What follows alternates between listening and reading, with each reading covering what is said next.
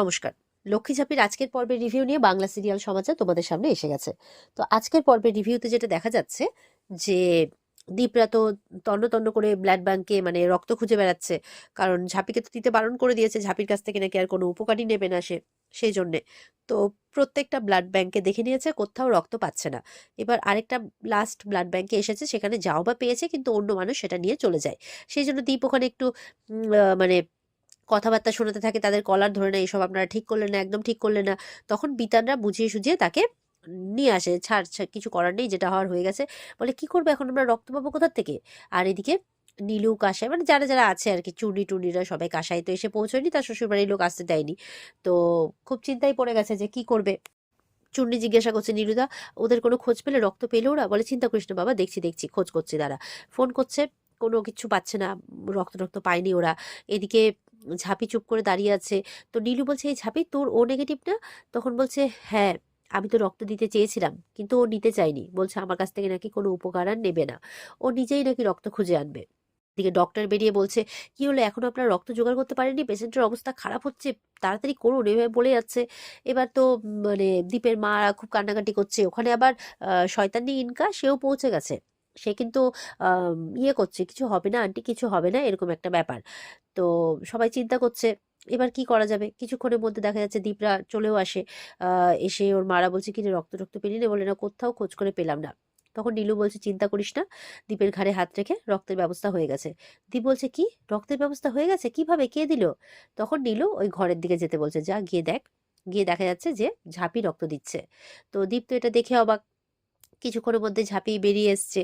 এবার ঝাঁপির মাথাটা ঘুরে উঠেছে।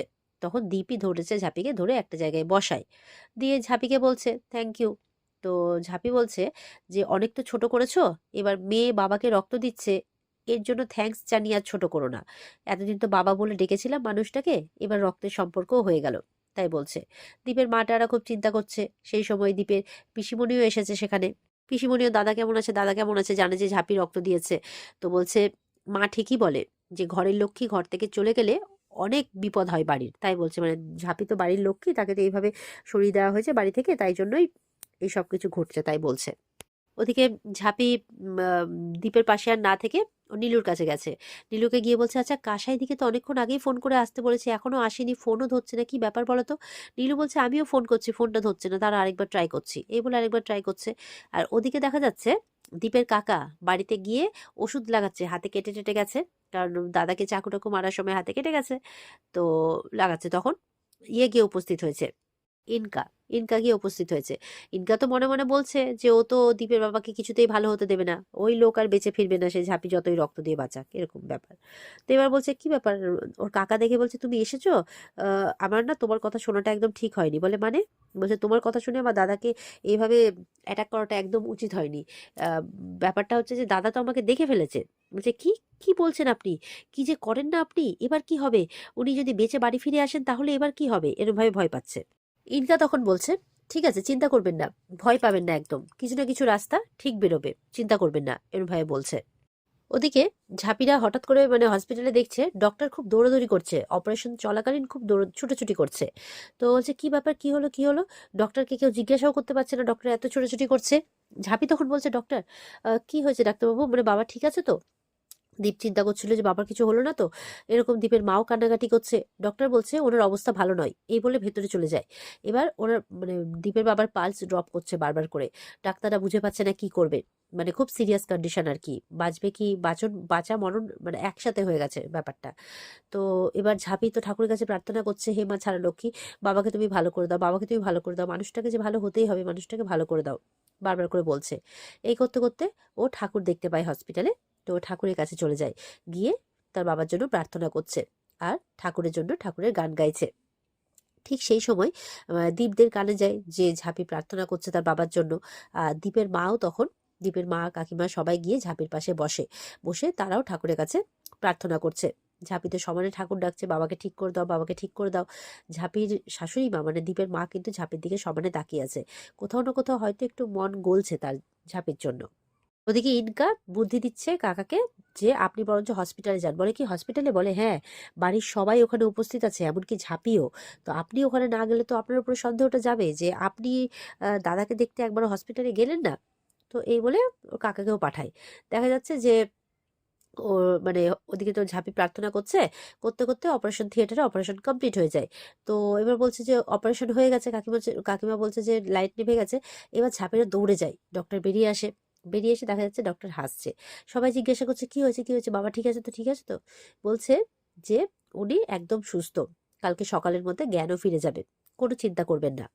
ওদিকে দেখা যাচ্ছে যে দীপের কাকা হসপিটালে পৌঁছে গেছে, সে অলরেডি শুনেছে, শুনে তো সে ভয় পেয়ে গেছে যে লোকটা মরবে তো নাই, উপরন্তু সুস্থ হয়ে গেছে, কালকে সকালের মধ্যে জ্ঞানও ফিরে যাবে। এবার কি করবে?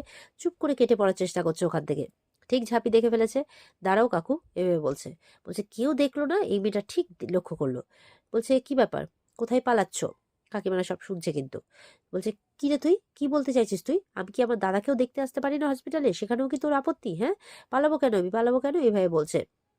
ঝাঁপি তো চুপ করে আছে। দিয়ে ওর কাকারা একটু আসে, এই সাইডে সবাই যেখানে আছে সেখানে আসে। এবার ডাক্তারবাবু বলছেন যে ওনাকে আমরা আহ, একটা কেবিনে শিফট করব। তবে এতজন মানুষ তো একসঙ্গে দেখতে পারবেন না, একে একে দেখবেন, আর এতজন একসাথে থাকবেও না, একজন থাকলেই হবে পেশেন্টের সাথে। তো ঝাঁপি মনে মনে ভাবছে আমি থাকবো, কারণ বাবার বিপদ এখনো কাটে নাই, তাই বাবার সাথে আমি থাকবো।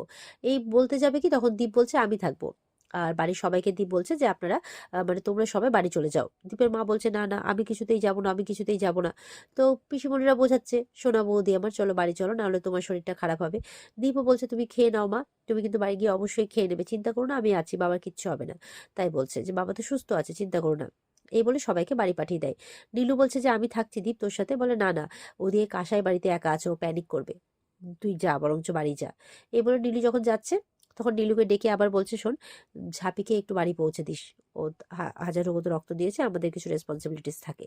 তো নীলু বলছে চিন্তা করিস না, একসাথে চলে যাবো সবাই মিলে। এবার সবাই মিলে বেরোচ্ছে।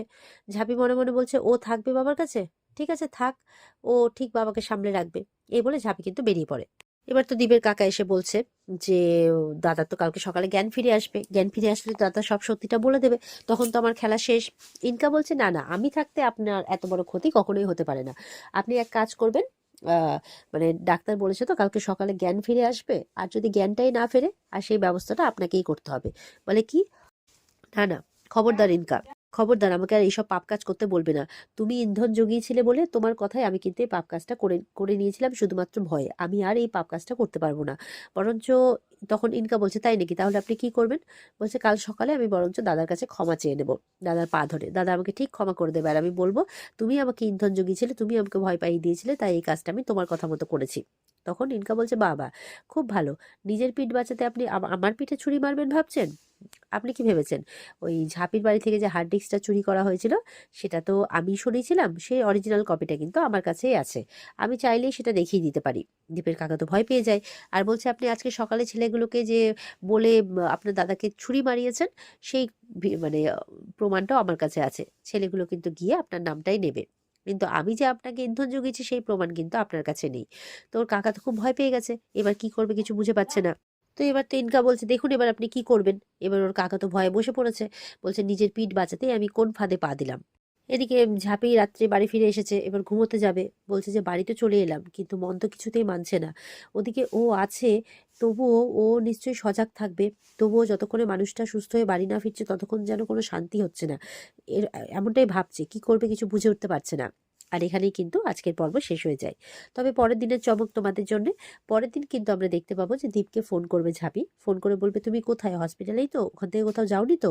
তখন বলছে আমি একটু বাড়ি এসেছি মেডিক্লেমের কাগজপত্র নিতে। তখন বলছে কি, তার মানে হসপিটালে কে আছে? বলছে কেউ নেই। বলে আততায়ী এখন ধরা পড়ে নাই, আর তুমি বাবাকে একা ফেলে চলে আসলে? তো ঝাঁপি তো চিন্তায় তখন হসপিটাল দৌড়বে, আর গিয়ে দেখবে যে দীপের কাকা বালিশ মুখে চেপে মানে মারতে চাইছে দীপের বাবাকে, আর ঝাঁপি গিয়ে দেখে ফেলবে। এমনটাই দেখতে চলেছি আমরা আগামীকালকে রিভিউতে। তো আশা করবো সবাই অপেক্ষায় থাকবে। আর আজকে রিভিউ ভালো লেগে থাকলে পর্বকে লাইক কমেন্ট করে জানাতে ভুলবে না, আর আমাদের সাথে জুড়তে চ্যানেলকে সাবস্ক্রাইব করতে ভুলবে না।